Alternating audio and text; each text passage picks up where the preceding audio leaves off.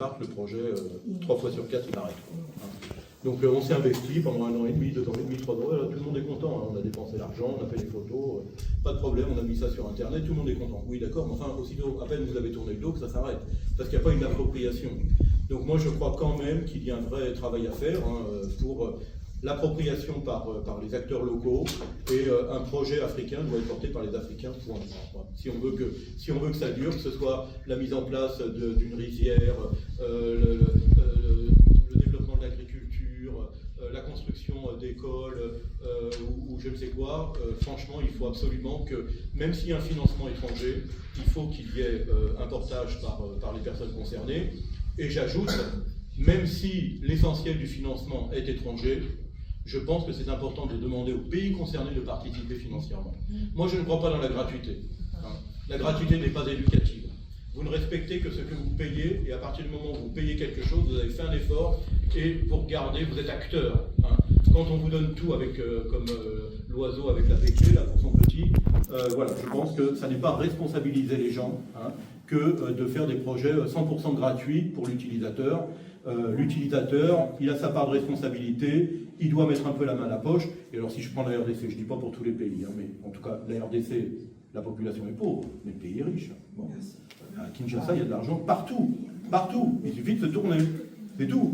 Qu'on ne dise pas que c'est un pays pauvre. C'est un pays qui n'a pas besoin de l'aide internationale, vu la richesse qu'il a.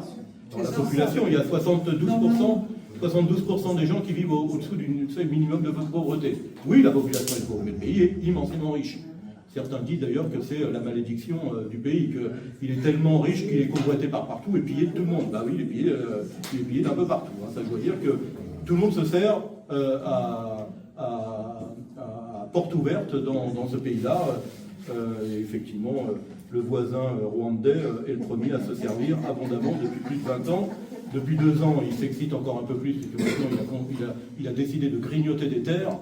Donc il va au-delà de la simple exploitation des mines, mais là il va au-delà, puisqu'il finance et il fait la guerre. Donc il sentait aussi qu'on était dans une phase de repli de la MONUSCO, de la des Nations Unies, qui, malgré tous les défauts qu'elle a, qu'on peut lui trouver, elle a au moins permis pendant 25 ans au pays de garder l'entièreté de ses frontières, l'entièreté de son territoire. Aujourd'hui, avec le retrait de la MONUSCO, c'est sûr qu'il y a un enjeu de préservation des frontières, mais bon, ceci est un autre sujet, je ne veux pas être plus... Et alors vraiment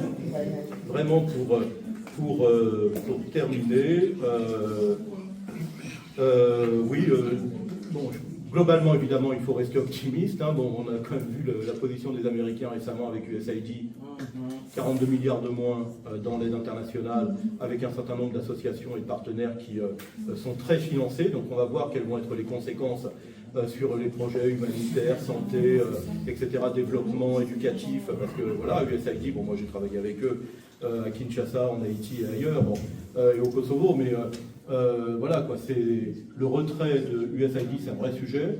L'AFD, j'ai vu que dans le budget 2025, il y avait 1 milliard de moins. Il y avait déjà eu quelques milliards l'an dernier, l'année d'avant, donc en fait c'est moins, hein, ça finit. Voilà, donc, mais par contre, les frais de structure, ils ne changent pas. Hein, parce que quand on dit, par exemple, l'Union européenne 300 milliards, ok, mais dans les 300 milliards, il y a aussi les frais de structure. Donc en fait, les pays ne vont pas avoir 300 milliards, c'est peut-être 270, 260, 250, je ne sais pas trop, ça dépend des frais de structure. Mais donc voilà, l'AFD, c'est encore 1 milliard de moins cette année, donc 1 milliard, ça commence à remettre en cause pas mal de projets. Donc voilà, il faut en même temps garder espoir et garder le dynamisme et la créativité. En même temps, ça oblige, les réductions de crédit, ça oblige forcément à remettre en cause un petit peu nos priorités, nos modes de financement. Bon voilà, faut être au carrefour de la créativité. Bon, maintenant, il faut saisir l'opportunité des 300 milliards de l'Union européenne. Hein. On ne va quand même pas les laisser passer. Il faut saisir cette opportunité pour justement renforcer les partenariats et puis permettre quand même à terme, et le plus court terme sera le mieux, aux pays d'Afrique de trouver leur autonomie et de passer à une autre phase de leur développement. Merci, monsieur. Alors pensons secteur privé, pensons partenariat et également pensons acteurs locaux pour développer les projets locaux. Merci pour ces lumières et ces éclaircissements. Alors on va terminer avec monsieur Tingui Pouloulou, Donc vous opérez plutôt dans le domaine, alors sur les axes du Global Gateway, plutôt sur le domaine de l'énergie, notamment l'électricité, et également au niveau de l'enseignement. Est-ce que vous pouvez peut-être nous donner vos perspectives au niveau de ces enjeux du Global Gateway, ce que vous observez, ce que vous voulez implémenter sur le terrain? Merci beaucoup. Je remercie M. Laurent Zaba et Serge Mambo de m'avoir invité. Je remercie la Fondation Mandela. Global Gateway, vous voulez, si vous comprenez très bien, l'Europe vient de se réveiller. L'Union européenne était restée dans l'ancien système colonial et ils pensaient que les Africains resteront comme ça. Évidemment, l'Europe aussi est restée de cette façon-là. Après la prise de conscience des grands qui ont fait l'Europe, l'Europe a évolué avec les acquis du père, comme le Charles de Gaulle et consorts. Et finalement, les enfants européens, notamment la puissance française, la Belgique, l'Allemagne et consorts, ils ne faisaient que consommer les acquis de leur père. Et nous aussi, on s'est contenté des acquis coloniaux. Les Européens pensaient qu'on va rester de cette façon-là. Maintenant, les uns et les autres commencent à s'éveiller. Et la Chine a dit, ah, mais ce continent africain a de l'avenir. Je peux m'investir là-bas. L'année passée, la Chine a mis en place un programme de 150 milliards. Vous avez suivi les sommets Chine-Afrique, 150 milliards où nous avons pris part, 150 milliards uniquement mis à la disposition de l'Afrique dans le secteur énergétique. C'est ce qui a suscité l'attention de l'Europe. Dit, ah, on doit aussi faire quelque chose.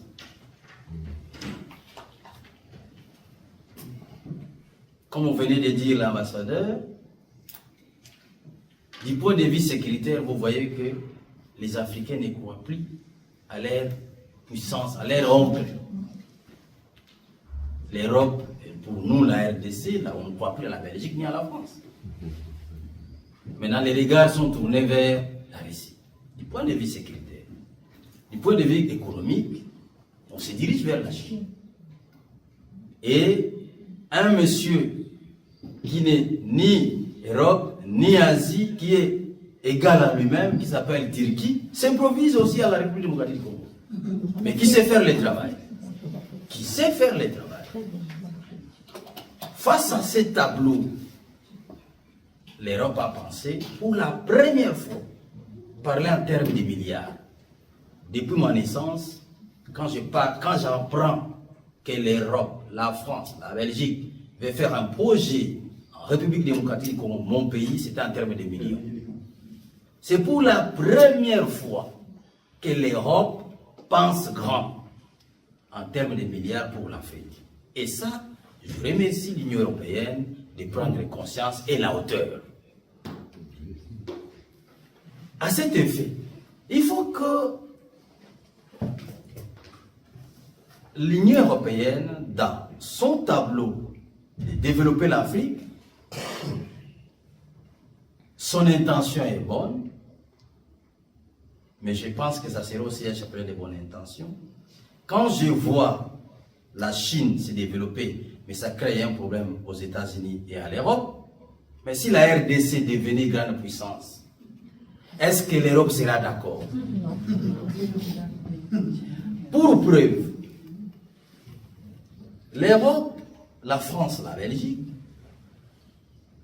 ils ont fait les études dans mon secteur que je maîtrise bien. Je suis ingénieur génie en électrotechnique, master en physique d'électricité. Je suis expert en planification énergétique. Depuis 1957, la France, la Belgique, l'Allemagne avaient terminé l'étude sur les bassins du Congo. Et ils avaient conclu, j'ai encore l'ouvrage, que les bassins du fleuve Congo, rien qu'au niveau de Inga, il y avait une concentration de 40 000 mégawatts. 40 000 mégawatts. Ce n'est pas des théories. Pour preuve, ils ont produit en 1900 jusqu'en 1982 1700 mégawatts. Alors, il parle du développement. Parler du développement, oui. Chacun a sa compréhension sur le mot développement. Mais moi, ingénieur, posons que la France n'a pas de courant. Quel sera le taux de chômage des Français? Posons que la France n'a pas de courant. Le taux de chômage sera de combien? Je n'ai jamais compris le mot développement sans électricité. Je n'ai jamais compris ça. Moi, je n'ai jamais compris. Madame l'ambassadeur venait de dire ici que l'Angola aujourd'hui a 2000 mégawatts qui chôment. On a discuté avec eux. On devait créer une ligne de Inga vers l'Angola pour récupérer les 2000 mégawatts et donner aux miniers du Katanga. Vous comprenez? C'est comme ça que vous voyez le président angolais est encore docile envers la République démocratique du Congo, parce qu'il veut que ça se matérialise. Posons maintenant les problèmes. Si le Congo, la RDC elle-même, produit 10 000 mégawatts, nous devenons de plus en plus autonomes. Les autres vont vendre l'énergie. Vous vous souvenez de la phrase d'un président kenyan? Il a dit oui, mais ces pays-là, ils rêvent. Pour moi, c'était un marché, la République démocratique du Congo. Ils restent comme ça. Ce sont des consommateurs. Vous vous souvenez l'année passée? Et je crois 2 ans passés, le président kenyan avait dit ça. Donc, moi, je salue l'initiative de l'Union européenne de disponibiliser l'argent, mais pourvu que ça soit orienté, déterminer le secteur clé du développement. D'abord, on détermine les secteurs clés. Pour nous, la RDC, le développement en RDC, toutes les chansons ont été chantées. Et les danses dansées. Il ne reste que la mise en place, la mise en œuvre du secteur de l'électricité.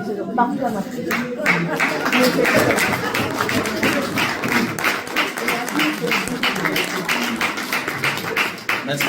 Vous comprenez? Je vais vous dire une chose. Si vous arrivez à Kinshasa, vous avez première rue limitée jusqu'à 17e, 18e rue limitée. C'était des entreprises. C'était la zone économique, la zone industrielle, pardon, de Kinshasa. Ici, chez vous, je pense, là où tu m'as fait visiter, c'est quoi? Il y en a partout dans chaque, dans chaque commune. C'est quoi là? Doucenville. Ouais, voilà. C'est comme là-bas, j'ai vu des usines, et ainsi de suite. Mais lorsque nous avons connu des guerres, parce que vous devez comprendre l'impact de l'insécurité, hein, c'est que l'insécurité engendre comme effet. Vous disiez, madame l'ambassadeur. Nous avons connu une diminution sensible de l'électricité de 2400 mégawatts. On se retrouve à 800 mégawatts en 2004. Toutes les entreprises, toutes ces industries ont fermé. C'est remplacé par des églises. Ben oui, si vous arrivez au premier riz, c'est l'église de Pasteur Mbia. 5e riz, chapelle des vainqueurs. 7e riz, 8e riz, 7e riz, Moutombo. 17e riz, Mamola. Les restes des parcelles, ce sont des lieux mortuaires. Comment voulez-vous réduire le taux de chômage? L'électricité. Regardez l'histoire du monde. Les États-Unis, en 1909, ils avaient compris que les courants continus ne valaient pas la peine. Il faut migrer. Ils ont recruté un seigneur scientifique, Nikola Tesla, qui a donné naissance au courant alternatif. Regardez l'avancée des États-Unis après 1915. Ils ont monté. La France était en débandade énergétique en 1956. Mais il a compris qu'il fallait émigrer parce que la France, c'est le pays qui a plus de la matière grise exploitable.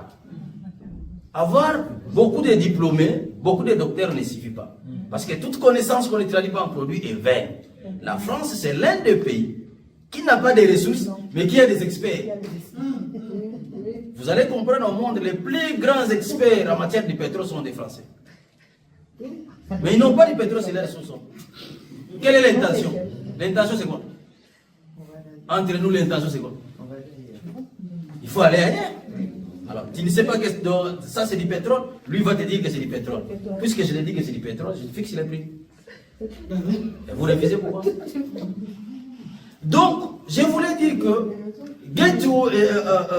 Global Gateway, l'Europe a bien pensé. Nous serons ensemble. Nous aimons les Européens. C'est eux qui ne comprennent pas. Nous vous aimons.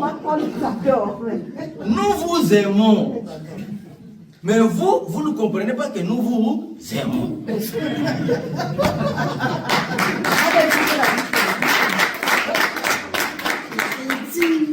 La France s'est permis de laisser la République démocratique du Congo un grand pays francophone qui ne compte que sur la France et la Belgique. Laissez-les n'importe qui aller s'aimer les troubles en République démocratique du Congo. Les plus grands perdants, c'est la France. Les plus grands perdants, c'est la France. La France peut tout fermer les yeux sauf au Congo. C'est le pays qui n'aspire qu'en France. Vous pouvez les remarquer.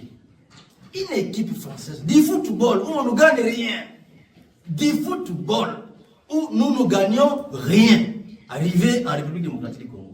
Si une des équipes de France qui joue au Champions League, ce soir-là,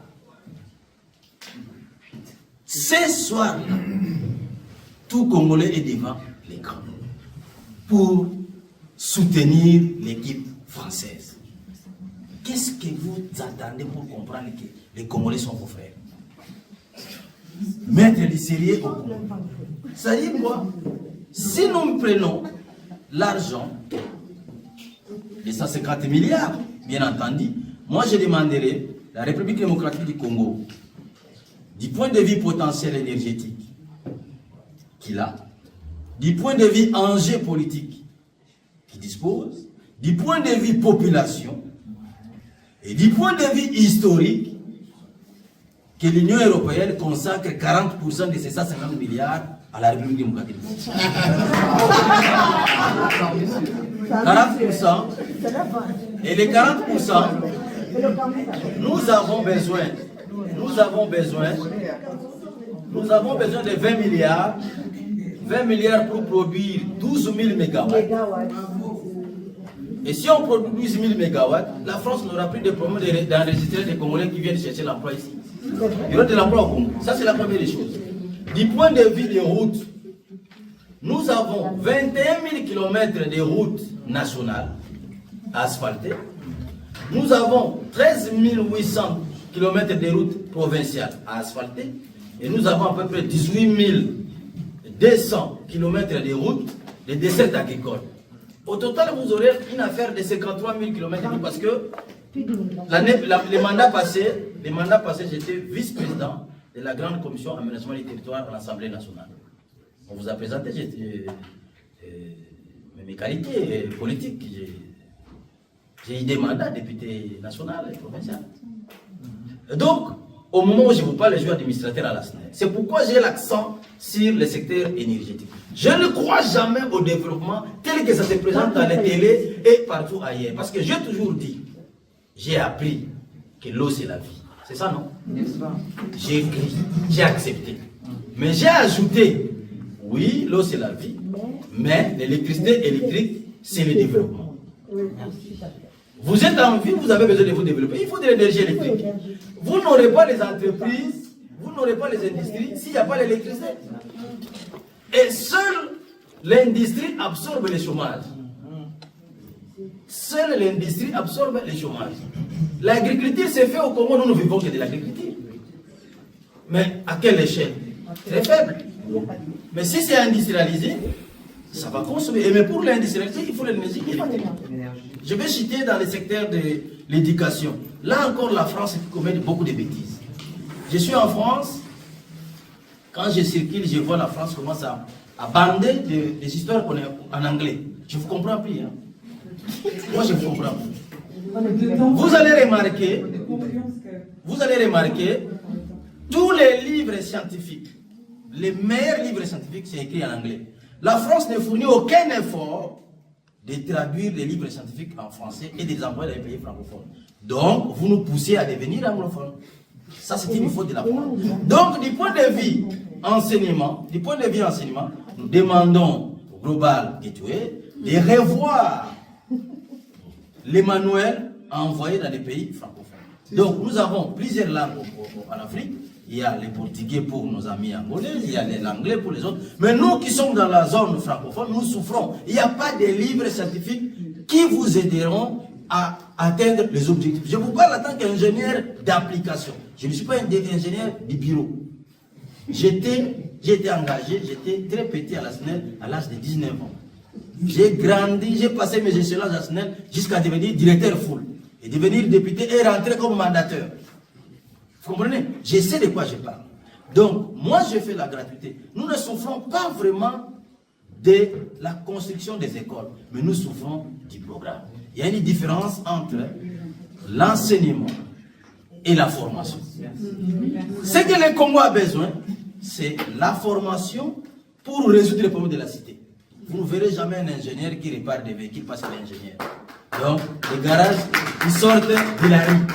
Ça, c'est très dangereux. C'est pourquoi nous dépendons de la France. Que la France vienne avec des programmes exacts. Où sont les livres? Il n'y en a pas. Il n'y en a pas. Merci beaucoup. Mais j'ai